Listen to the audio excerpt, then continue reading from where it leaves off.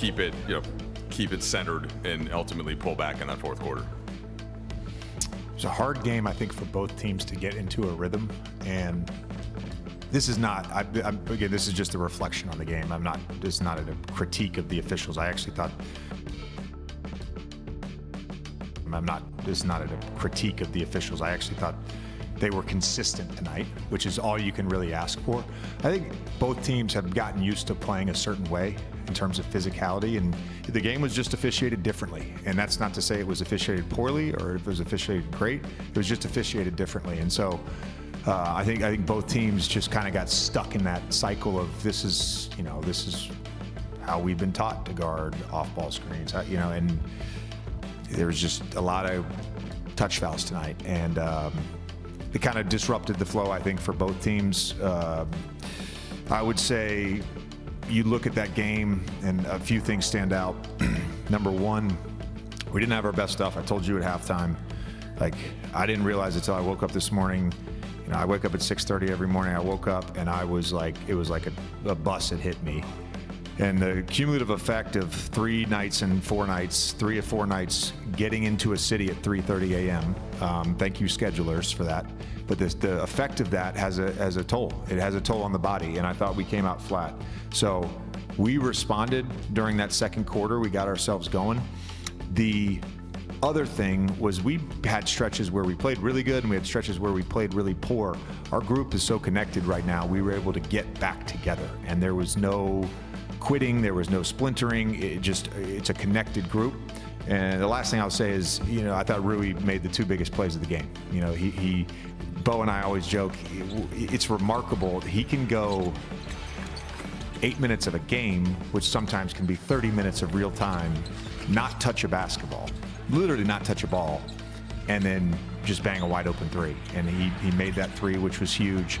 And then the charge on Wemby, I looked it up, his 8th charge of his entire career, and that, at least in my opinion, was the biggest one yet. So 2 big plays from Rui. Looked like you threw all kinds of different looks at Wemby and saved a couple of the blitzes late, and there's a one where he kind of throws it in the lane and Luka gets it. Yeah. What was the strategy, just kind of when you were switching up coverages on him? No, we were consistent with our coverage. We didn't change any coverage on Wemby. We changed a little bit of stuff on Castle at one point just to keep Luka away from that matchup where we potentially could have picked up his 6th foul. We mixed in some zone when Wemby was off the floor.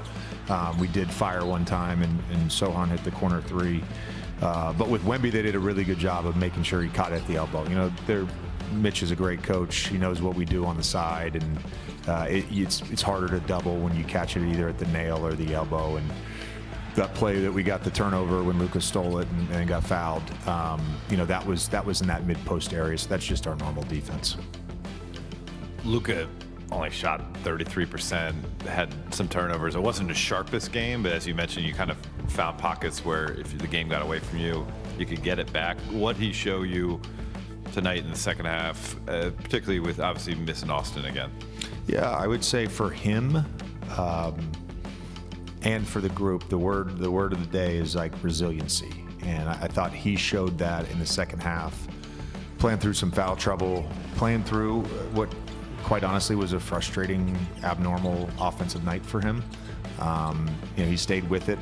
I thought the focus level with both the referees, Rachel, and the focus with the referees, and just the focus with his teammates, and just getting on to the next play.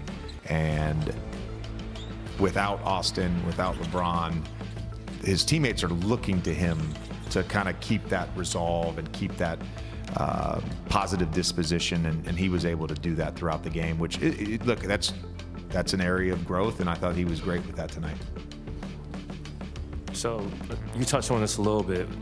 You've used 7 starting lineups already. I'm pretty sure this time last year you hadn't had to deviate yet from your opening night lineup. Like, how are you feeling about being able to scratch out wins with, different lineups literally every game at this point? Yeah, I told you guys you were obsessed with the wrong thing during preseason. This is just the reality of the NBA. There's going to be so many soft tissue injuries. This is the reality of the NBA. We're gonna start the group that makes sense for that night, and we're gonna hopefully find a way to win. JJ, you talked about Luka and his resiliency. Like defensively, I think 5 steals today, 2 blocks. Like, what did you see from him on that end of the floor, and also just throughout the season? Where do you feel like his defense is right now? Yeah, there's been a couple games where he's gotten off to a slow start defensively, just in terms of his physicality and engagement. But overall, I think it's been really good. And to have 5 steals and 2 blocks on a night when you're in foul trouble, still staying active, still participating. Like there was nothing. There was a couple times, he gets switched on to Wemby, he gets switched on to Castle. He's in a closeout with Vassell. There wasn't matador defense. He's still guarded, and that was huge. The reason we won the game, you can look at singular plays, you can look at whatever. The reason we won the game is because we guarded in the fourth quarter, and our fourth quarter defense was the number one reason we won the game. You just mentioned the chemistry of the group and sort of the connectedness of them, and you also mentioned all the lineup changes back and forth. Those two things don't usually go together. This group feels, you just watch them on the floor, and they feel like such a unit, and they like each other so much. And we saw some of that last year, but we didn't see it all the time. Can you name what's different this year, or why from the very start they have felt like, they like playing with each other out there? Doesn't always work this way, but sometimes the things you emphasize and the things that you make a daily priority becomes your team. And that doesn't always happen, but that was a priority for us coming into this season. And whether it's been, some off-court activities, the Pechakucha, we're just constantly encouraging and empowering our guys to get connected. I believe that if you're connected off the floor, you're connected on the floor. So you need buy-in to that. So it's not. I'm not trying to take credit for my staff here. It's the guys on the team. They're bought into that, and they're bought into being a like a group, together group, and it's.